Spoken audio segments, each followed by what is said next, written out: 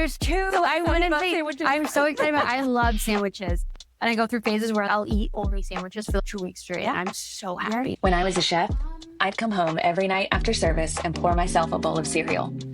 Frosted Flakes, Lucky Charms, Reese Puffs. Didn't matter how fancy the food was that day. At midnight, all I wanted was cereal and my couch. And it turns out that's when the best conversations happen. When the apron's off and you're just a person with a spoon. This is Between Bowls with the Freckled Fork. I am excited to have Haley for my first cereal chat. She's the executive chef of Long Count here in the East Village. And what are we eating today? We're eating Raisin Bran. Raisin Bran with some oat milk. This is my favorite cereal. Since I was a kid, my mom was not a fan of sugary cereals, so she was like, y'all are getting Raisin Bran. So I like it now. This is a healthy version. Exactly. This was my go-to after shift. 2 a.m. I'd come home and all I wanted was cereal. What was your last post-shift meal? I don't feel like cooking anything once I'm out of here. And I'm rarely eating something from here at the end of the shift because I spent 7 hours cooking it for everyone else. Even though it is my own food, my own recipes, I just don't want it. Yesterday, I actually picked up a whole pizza. I have my favorite pizza shop.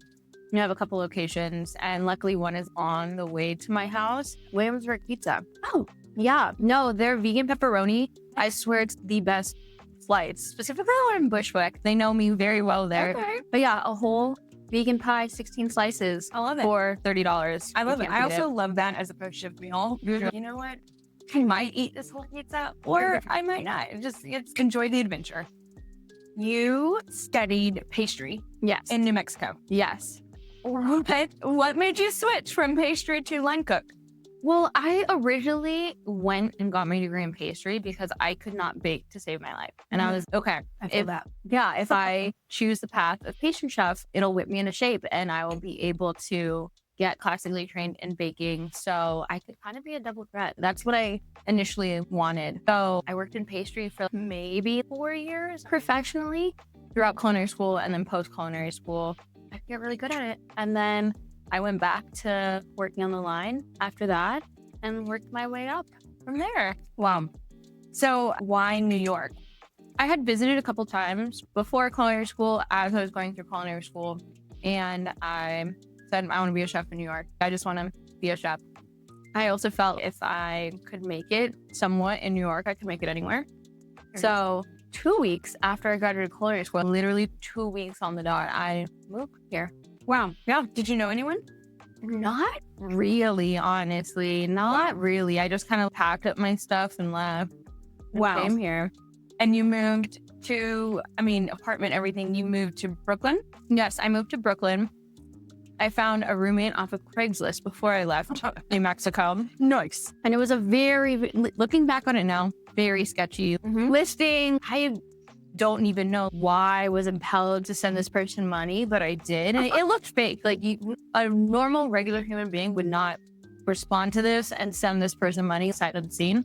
But I did. It was very cheap for a room. I feel like that's a very New York story. Yeah. And then when I got here, she ended up to be real. It was a real person, real listing, real apartment. Wow. And I moved in a couple of days later. Wow. And then I know you worked in a couple of places in the city, but the story about you cold messaging overthrow. Yes. Right? Yeah. LinkedIn. Yes.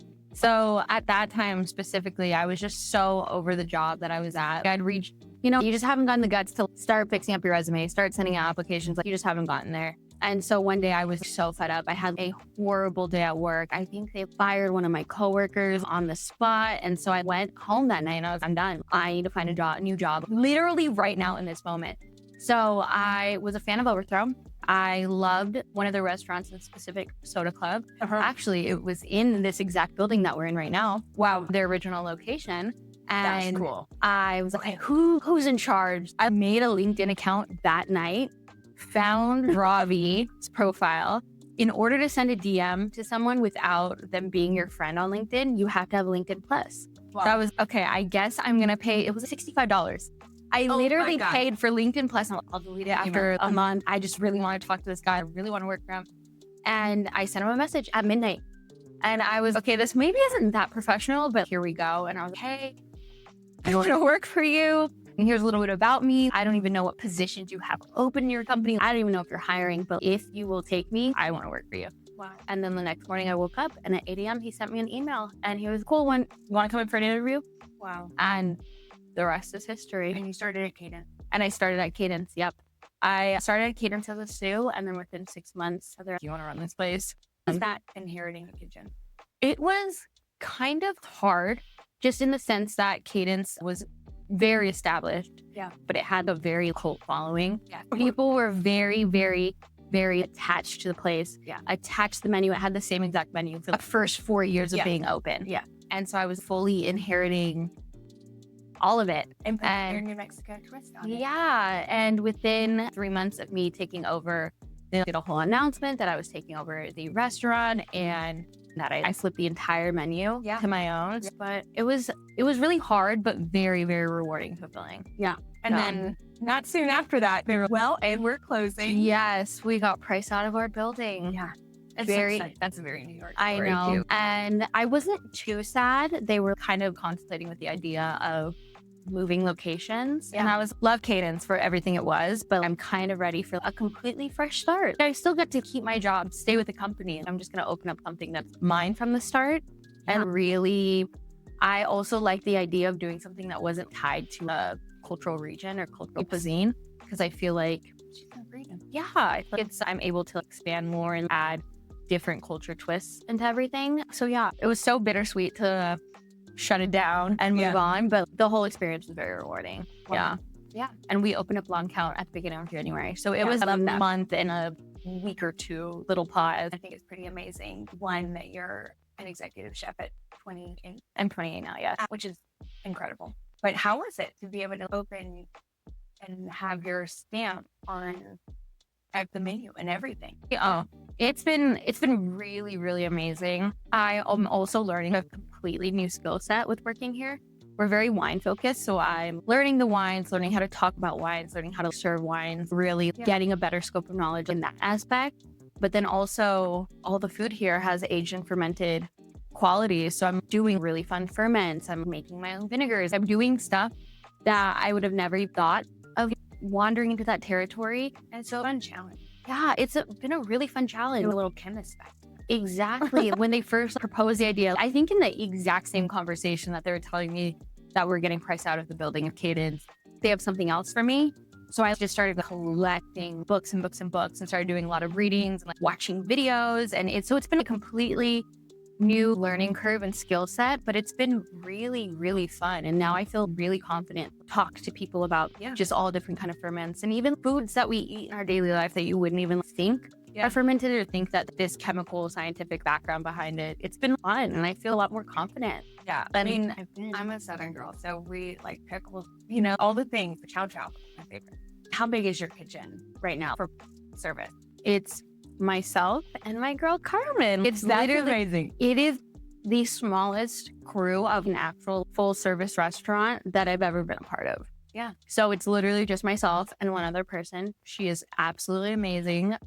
Yes. Love that. Full female kitchen. Yeah, it's literally just the My two dream. of us. Yeah, we actually had this conversation last night and she was talking about, because she's worked for different chefs before and in multiple different kitchens. Yeah. She was like, I really like working with another woman. This is honestly what's for me. That's nice. We just come in, we handle our jobs. We're not too serious about it. We definitely take our jobs seriously, but not in a way where I think standard kitchens where it becomes a little territorial or overly masculine, that toxic masculinity. We just come in, we do our job, we giggle around, we play around with the food, and then we just clean up and go home. It's been awesome. I love this dynamic. How do you run the kitchen? What are kind of your kitchen rules, kitchen things that you want to adhere by? I'm definitely a very, very chill chef in retrospect to just traditional standard kitchens. I really don't have that many rules other than I want the food quality is at the utmost importance in a kitchen. Food quality and how service runs, I take that very, very seriously. Obviously adhering by cleanliness standards and food safety standards, but everything else, I'm always blasting music all day, every day. I want us to have fun in the kitchen. I'm very chill, very understanding. I want the people that I work with to know that they can come to me for anything. And I don't want them to be scared to talk to me about stuff because I just want us to do our job and have fun and genuinely enjoy being there. Yeah. Okay. Yeah. So that is a good segue for my next question about music. Yeah. Because that was my prep time. I had certain playlists. My prep cook, Wills, and I would alternate who got to set the vibe for the day. But you also DJ. I do also DJ On the side. which is cool. Do you have a DJ name? I do. My DJ name is Baby Girl. So it's Baby Girl. I love that. It's all caps, but no vowels. So BBYGRL. That is my DJ name. Cool. Yeah. What's your vibe? My vibe, I DJ for the girls. Right. I mean, anyone can come and watch my set and we'll have a good time. But like, I specifically DJ for a girls' night. Like when you're out with your girls, you go to someone's house to pregame and then you're going to find a move. Like I want just to set the vibe for the night. How often do you get a DJ? It depends on the time of year. In these past couple of months, I slowed down a little bit because I was Opening a restaurant. opening restaurant and I was take chill at a time. Yes, I didn't want to commit to too much. Yeah. So I really slowed down with gigs. I actually, for the first time in my career, was turning down gigs. But I am picking back up. Next month, I'm DJing every single weekend. I love that so much. Yeah. Okay, so what is your prep vibe? What music is blasting when you're prepping? It really depends on the mood. My girl Carmen absolutely loves Latin music. So like some days we'll just like straight listen to Latin music of all different. We'll listen to New Age, Bad Bunny, and or some days we're listening to old school bachata. Yeah. But then there's other days where I'm listening to Meg the Stallion and blasting that for 5 hours straight. Or some days I'll be in one of my other personalities, Uncle Haley. Yeah, Uncle Haley. Uncle Haley was Uncle Haley is literally just a byproduct of my dad. So a 60-year-old older Black gentleman that listens to 80s R&B or late 70s. That is very much Uncle Haley. typically mine is 90s hip hop is my sweet spot. And then the 2010s were really great. They were. That They was were. a good year. That was a music. good year. So then during service, you also play music. Yeah. I'm a big proponent for music in the kitchen. Yes, I think it really helps with cooking. I think it helps. It's not really like sitting and putting on every single song. We're going to throw it on a station or a radio. We're not going to touch it and mess with it. We're not going to have it blasting to where you can hear it out in the dining room during service. Like very mindful, but just still in a way where it brings some light and freshness into just being at work at like 10 p.m. at night. If you're at work at 10 p.m. at night, I would hope you're having some ounce of fun. Yeah, please. I also did hug time when we were in the weed and stress in the middle of service, like 250 covers. I was at Expo and I would be like, all right, hug time. And I'd go around and give each of them a hug. And they would take a moment to just breathe. I love There's that. only time for hugs. When you do get in the weed, how do you get out of it? What's your method? I definitely get very like tunnel vision during service of, okay, we just literally have to get through service. Yeah. I like to remind myself and my gal in the kitchen that this will all be over. We'll definitely look at the clock. We're like, okay, 2 more hours of this and then we'll be done. We'll be done with it for the night and it's going to be fine. Yeah. Just knowing that there's some light at the end of the tunnel. Yeah. And also it's We're just not doing food. rocket science here. It's literally just Yeah. food and like, which like, yes, we do take it seriously. course. Yes, we want to create an experience for the guests. And sometimes like going out to the nice dinner, like that might be the highlight of your week. And like, so just also keeping that in mind that people are so excited to be here. So keeping that standard high, but also knowing that it's not the end of the world. Yeah. And it will be over soon. Yeah. What on the menu are you really excited about right now? There's so many different things to be excited about. I love this menu in particular and this space in particular because I am really, really leaning on seasonal veg. Yeah. The menu right now is all very winter forward, seasonal veg. Yeah. I'm getting a lot of the produce from the farmer's market. And even just that experience of like going to the farmer's market fun. almost every single day and like talking to like the farmers or the people at the stands and like getting excited about just produce in general. Yeah. Has been so much fun. Shout out Norwood. Exactly. I love Norwood Farms. I love Halal Pasture Farms. I love Lonnie's Farms. Like, yes. Yes. And then So good. also, I mean, I'm like really passionate about this menu right now, but I'm getting very excited for our spring menu. I want to launch it like literally the first day of spring. Equinox. Yes. perfect time for it. The idea of just what spring has to offer. I'm just thinking so many purples and greens, getting excited about what's growing in the ground. Like that's actually what I'm most excited about. And I get to translate that to the tables because I do a lot of guest facing time here. Yeah. Because the team is so small, I'm running pretty much every single plate. It's so fun because you can see and they can see you. And it's a really, breaking the fourth wall kind of vibe. Exactly. And it's such a personal experience. And I'm sitting and talking. We have a carrot dish on the menu right now. I'm getting the carrots from Halal Pasture Farms. And I'm talking about these red varietal rainbow carrots that I'm so excited about.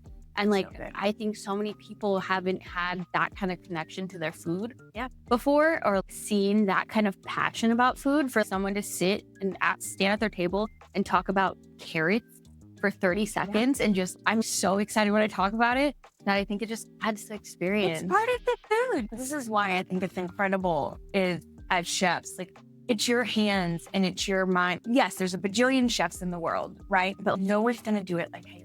Exactly. No one in the world is going to do it like Haley. And for them to come and have this carrot that you freaking made, that's a Haley carrot. And it's, yes, you know what? And they get to see it from you and talk to you. This might be their one meal out for the week. There's a million restaurants in New York City and they chose to come here. So this is their experience. And you are such a big part of that, which is really, really cool. Yeah. Okay. So let's talk a little bit about industry. As a woman chef, do you have any mentors or community or support from other chefs in the city?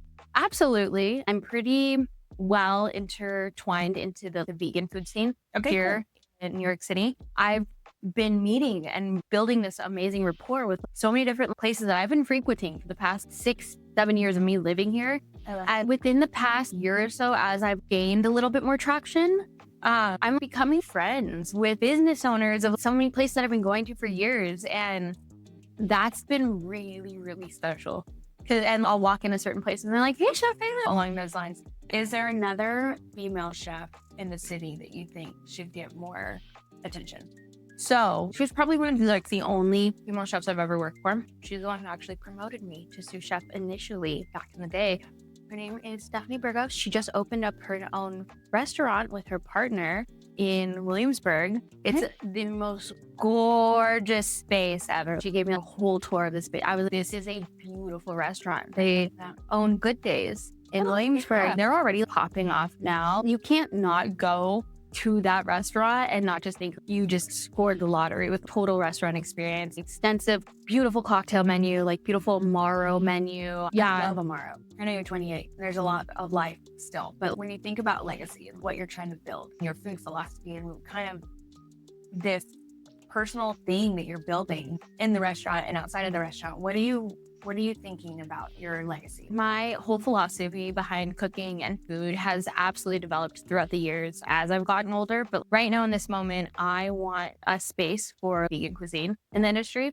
I want it to be respected a little bit more. That's why I wanted to work for Overthrow, because I think they're leading in terms of vegan hospitality group and their standards are very high for service, food quality, X, Y, and Z. I just want to continue to make more space for vegan cuisine, and not necessarily, I'm not here to shift anyone's dietary anything. I just want people to break that negative connotation about vegan food. And I think especially what I'm doing with this current menu, every dish is kind of highlighting a certain seasonal veg, and I want people when they come in and eat be like, wow, I've never had carrots like this before. Or I didn't even know you could make cabbage taste like this. What is going on? I want people to be blown away by the food, regardless of it being vegan. And it really opened up people's perspective to just how creative vegan cuisine can be. So I think you're doing a great thing. It's amazing. Thank you. All right, quick fire. Okay. Worst kitchen injury. I have a couple of burns that I got 10 years ago that I still have the scars from, where people just put hot pans on me or I stuck my hand in the oven too far. But my kitchen burn scars, they're on me for life at this point. Yeah, exactly. For sure. If you could only eat one food for life, what would it be? Ooh. One thing. Does sandwich count? I love sandwiches. Okay. I love sandwiches. What's your favorite sandwich? Actually, right now in this moment, whoa. So excited about I love sandwiches. And I go through phases where I'll eat only sandwiches for 2 weeks straight. And I'm so happy. Yeah. Maybe, okay, right now it's the troll sandwich from Seitan's Helper. They're a queer, worker-owned vegan deli in Bushwick. They're some of my like favorite people. Wow. Yeah, sandwiches. I love it. One kitchen tool that you would save in a fire. You can only have one. Well, only one. My immersion blender. Specifically the baby handheld one. Yeah. What's one thing that's always in your fridge? One thing always in my fridge? I'd say shoyu. Okay. Yeah, I specifically prefer shoyu over soy sauce. Yeah. Just, I feel like it has a deeper flavor, and I will always have shoyu in my fridge. Yeah, that's a good one. The song that gets you through. Song that gets me through. You could pick one. Okay, right now I'm obsessed with Yo No Se Mañana by Luis Enrique. That is our kitchen anthem right now, and I'm obsessed with it. Yeah, and it like gets it going. I love that. This has been amazing. Of course, thank you for having me. A huge thanks to Chef Haley Duren of Long Count in the East Village. Everyone should go eat her food. And if you happen to see her, tell her Jess says hey. Until next time, thank you, turkeys.